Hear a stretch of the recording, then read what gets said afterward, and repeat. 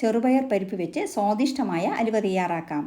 ഇതിന് ഒരു ചെറിയ കപ്പ്, അതായത് 125 ഗ്രാം ചെറുപയർ പരിപ്പെടുത്ത് 2-3 പ്രാവശ്യം കഴുകി അരിപ്പയിൽ വയ്ക്കുക. ഈ സമയം നമ്മൾക്ക് അണ്ടിപ്പരിപ്പും മുന്തിരിങ്ങയും വറുത്തെടുക്കാം.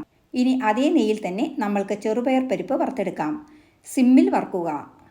3-4 മിനിറ്റ് സമയമെടുക്കും ചെറുപയർ പരിപ്പ് നല്ലപോലെ ഫ്രൈ ആവാൻ. ഇനി ഇതൊന്ന് തണുത്തതിന് ശേഷം മിക്സി ജാറിലിട്ട് പൊടിക്കുക. പൊടിച്ച ചെറുപയർ പരിപ്പ് ഒരു പ്ലേറ്റിലേക്ക് മാറ്റിവെക്കാം. ശർക്കരപ്പാനി തയ്യാറാക്കാൻ ഗ്യാസ് കത്തിച്ച് ഒരു പാൻ വയ്ക്കുക. പാനിലേക്ക് 1 കപ്പ് ശർക്കരയും 1/4 കപ്പ് വെള്ളവും ചേർത്ത് തിളപ്പിക്കുക. പാവ് പദമൊന്നും ആവേണ്ട, ശർക്കര നല്ലപോലെ തിളച്ചാൽ മതി. കല്ലും മണ്ണുമുള്ള ശർക്കരയാണെങ്കിൽ അരിച്ചൊഴിക്കുക. ഇനി അലുവ തയ്യാറാക്കാം. പാനിലേക്ക് 1 സ്പൂൺ നെയ്യ് ഒഴിച്ചു കൊടുക്കുക. ഇനി നമ്മൾ പൊടിച്ചു വെച്ച ചെറുപയർ പരിപ്പ് ചേർത്ത് 2 മിനിറ്റ് സിമ്മിൽ വഴറ്റുക. അതിനുശേഷം 1 കപ്പ് കാച്ചി ആറിയ പാൽ ചേർത്ത് കൊടുക്കുക. പരിപ്പ് വെന്ത് കുറുകുമ്പോൾ തയ്യാറാക്കിയ ശർക്കരപ്പാനി കുറേശ്ശെ ചേർത്ത് നല്ലപോലെ കട്ടകെട്ടാതെ മിക്സ് ചെയ്യുക. ഗ്യാസ് സിമ്മിൽ വെച്ച് വേണം യോജിപ്പിക്കുവാൻ.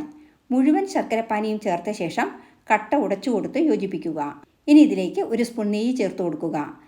3-4 സ്പൂൺ നെയ്യ് 1 സ്പൂൺ വീതം ഇടയ്ക്കിടെ ചേർത്ത് കുറുക്കുക. മിശ്രിതം കുറുകി പാനിൽ നിന്നും വിട്ടുവരുന്ന സ്റ്റേജിൽ വറുത്ത് വെച്ച അണ്ടിപ്പരിപ്പ്, മുന്തിരിങ്ങ എന്നിവ ചേർത്ത് യോജിപ്പിക്കുക. കുറച്ച് സോഫ്റ്റ് അലുവയാണ് വേണ്ടതെങ്കിൽ ഈ സ്റ്റേജിൽ ഗ്യാസ് ഓഫ് ചെയ്യുക. ചെറുപയർ പരിപ്പും പ്രോട്ടീൻ ആൻഡ് ഫൈബർ റിച്ച് ആയതുകൊണ്ട് പോഷകമൂല്യമുള്ള അലുവയാണ് നമ്മൾ തയ്യാറാക്കിയത്. കൂടാതെ പഞ്ചസാരയ്ക്ക് പകരം ശർക്കരയിലാണ് ഇതുണ്ടാക്കിയത്. കുട്ടികൾക്കെല്ലാം പ്രിയപ്പെട്ട ചെറുപയർ പരിപ്പ് അലുവ നിങ്ങളെല്ലാവരും ഉണ്ടാക്കി നോക്കുമല്ലോ. ഇഷ്ടമായ ലൈക്ക് ചെയ്യാനും ഷെയർ ചെയ്യാനും സബ്സ്ക്രൈബ് ചെയ്യാനും മറക്കരുതേ. Thank you for watching and supporting.